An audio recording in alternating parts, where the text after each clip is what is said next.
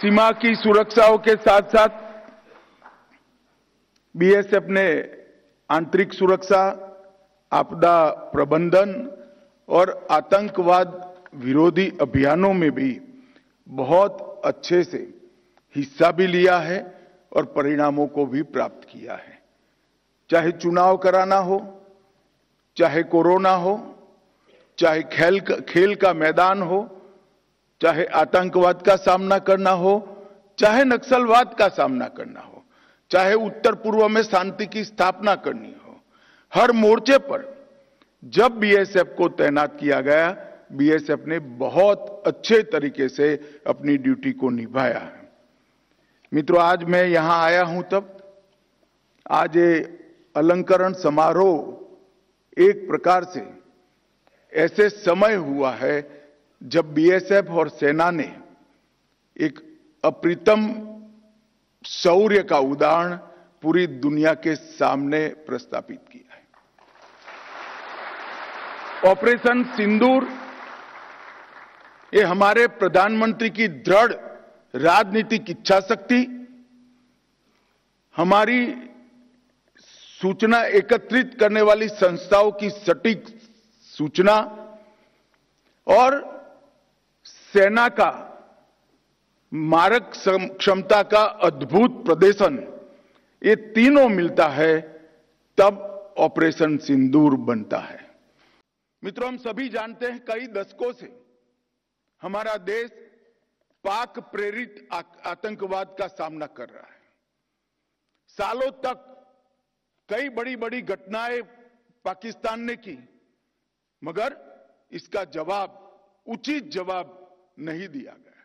हम संरक्षात्मक काम करते रहे, हमारे लोगों की जान बचाने के लिए बहुत अच्छा काम हमारी पुलिस, सेना, बीएसएफ सब ने किया, मगर कभी भी उचित जवाब नहीं दिया। ऑपरेशन सिंदूर ये हमारे प्रधानमंत्री की दृढ़ राजनीतिक इच्छा शक्ति, हमारी सूचना एकत्रित करने वाली संस्थाओं की सटीक सूचना और सेना का मारक क्षमता का अद्भुत प्रदर्शन, ये तीनों मिलता है तब ऑपरेशन सिंदूर बनता है। दुनिया भर में कई जगह पे आतंकी हमलों का जवाब दिया गया है, परंतु भारत ने जो जवाब दिया है वो एक प्रकार से अलग है। जब पहलगांव पर हमला हुआ, उसके बाद हमने 8 तारीख को ऑपरेशन सिंदूर लॉन्च किया। कुछ ही मिनटों के ऑपरेशन में हमने 9 आतंकी अड्डों को समाप्त कर दिया, जिसमें से 2 उनके हेडक्वार्टर थे।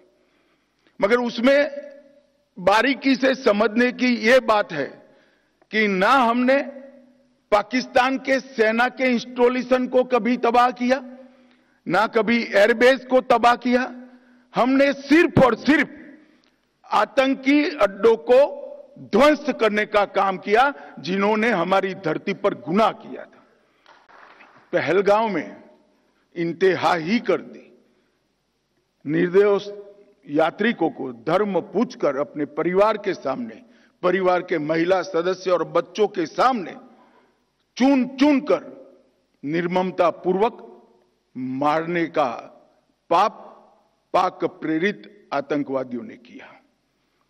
और उस वक्त हमारे प्रधानमंत्री जी ने उनको कहा था, बिहार से कहा था कि इसका उचित जवाब दिया जाएगा, और ऑपरेशन सिंदूर ये उसका जवाब है।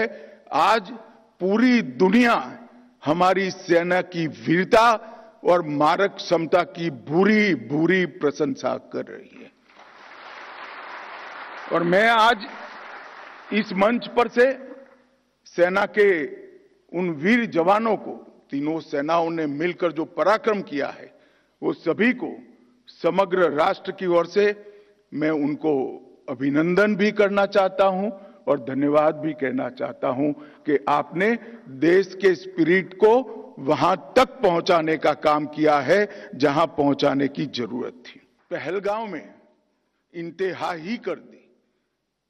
निर्दोष यात्रिकों को धर्म पूछकर अपने परिवार के सामने, परिवार के महिला सदस्य और बच्चों के सामने चुन चुन कर निर्ममता पूर्वक मारने का पाप पाक प्रेरित आतंकवादियों ने किया।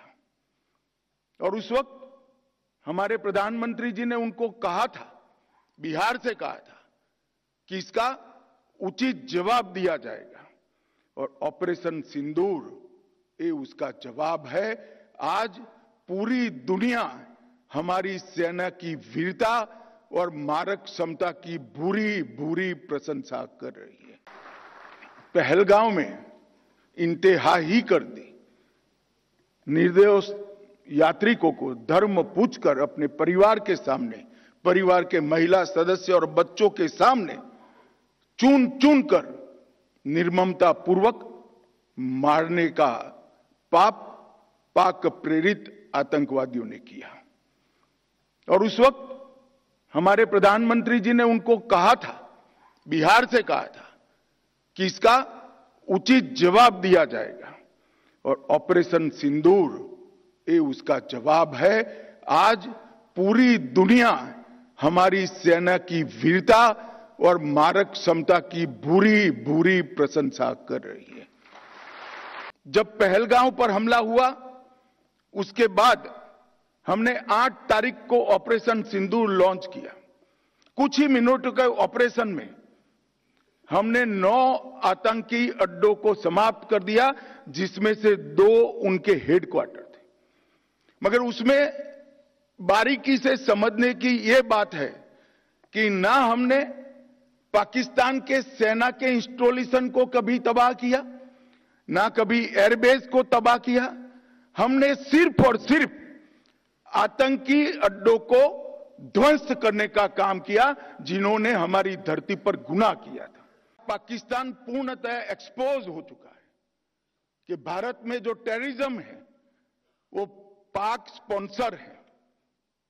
पाकिस्तान के द्वारा स्पॉन्सर टेररिज्म भारत के अंदर हो रहा है, क्योंकि जब पाकिस्तान के टेरर के अड्डों पर हमला किया, जवाब पाकिस्तान की सेना ने दिया।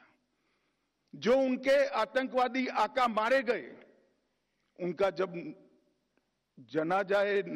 नमाजे जनाजा जब हो रहा था, पूरी दुनिया ने देखा पाक सेना के आला अफसर इनके कॉफिन को कंधा भी दे रहे थे और वहां नमाज पढ़ने के लिए उपस्थित भी थे। एक प्रकार से अब तक पाकिस्तान जो डिनाई कर